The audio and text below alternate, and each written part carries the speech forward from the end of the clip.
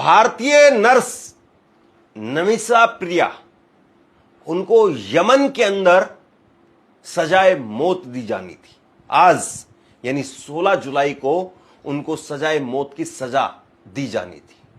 और यमन में सजाए मौत के लिए फांसी नहीं दी जाती है, बल्कि गोली मार दी जाती है, गोली मार करके हत्या कर दी जाती है। इस तरीके से वहां पर सजाए मौत दी जाती है। लेकिन यह सजाए मौत की जो सजा थी उसको टाल दिया गया।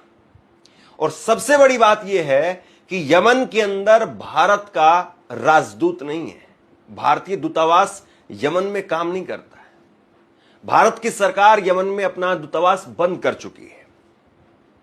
और दूसरी बड़ी बात यह थी कि भारत सरकार की तरफ से इस भारतीय नर्स को लेकर के कहा गया कि हम इस मामले में जितना कुछ कर सकते थे, हमने जहां तक भी हम जा सकते थे वो सब किया, लेकिन अब हम कुछ नहीं कर सकते। लेकिन इसी बीच में एंट्री होती है भारत के ग्रैंड मुफ्ती अबू बकर साहब की। और अबू बकर साहब ने यमन के धर्मगुरु से बात की और यमन के धर्मगुरु से बात करके उनको कन्विंस किया कि आप इस सजा को रुकवा दीजिए। और यह सजा रुकवा दी गई। जिस भारतीय नर्स को आज सजाए मौत मिलनी थी, आज वो सांस ले रही है, जिंदा है। और इसके पीछे एक बहुत बड़ी वजह है भारत के ग्रैंड मुफ्ती अबू बकर साहब। उन्होंने जिस तरीके से प्रयास किए, उसके बाद में यह सजाए मौत फिलहाल टाल दी गई है। इस घटना का एक पहलू यह है, इस घटना का एक दूसरा पहलू यह है कि यमन के अंदर वो पीड़ित परिवार जिनकी वजह से भारतीय नर्स को सजाए मौत मिलनी थी, उन्होंने खुद सामने आकर के रिक्वेस्ट किया कि हम ये नहीं चाहते, इसको रोक दिया जाए। और सबसे बड़ी बात यह है कि इसमें ब्लड मनी मिल रही थी।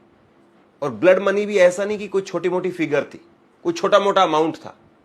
8 करोड़ रुपए की ब्लड मनी मिल रही थी। अभी ब्लड मनी क्या होती है, इस भारतीय नर्स को आखिरकार सजाए मौत क्यों दी जा रही थी, इस खबर को अगर आप आखिरी तक देखेंगे तो आपको समझ में आएगा।